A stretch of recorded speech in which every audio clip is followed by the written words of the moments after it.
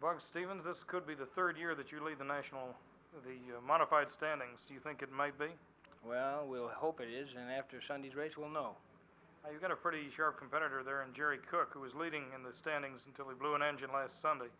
Do you think he might be a factor in the outcome, too?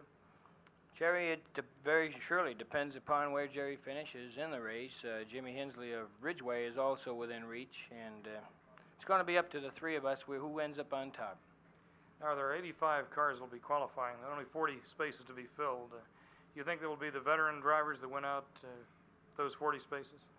Martinsville is a very difficult track to negotiate in modified cars because of fast chutes and the narrow turns, and I think the experienced mechanics are the ones that are going to show up at the end in the race. Now, you're pretty active on the modified circuit. Is there any particular track that you prefer over all the others that you would run on in the course of a year? Not really. Martinsville is about the most beautiful track for spectators and competitors. There's a lot of good tracks, but this is probably about the nicest track in the country.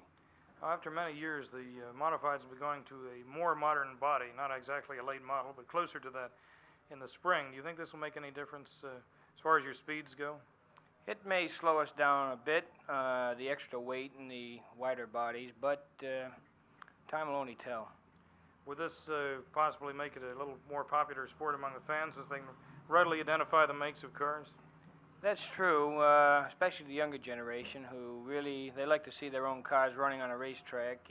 I imagine this makes a big difference. There are those that are real avid modified fans, and as long as the car's got a big motor in it and goes like the devil, they're happy to see it race. Oh, the Grand Nationals seem to be the top thing in racing now. Do you think modifieds are gaining on them pretty much, popularity?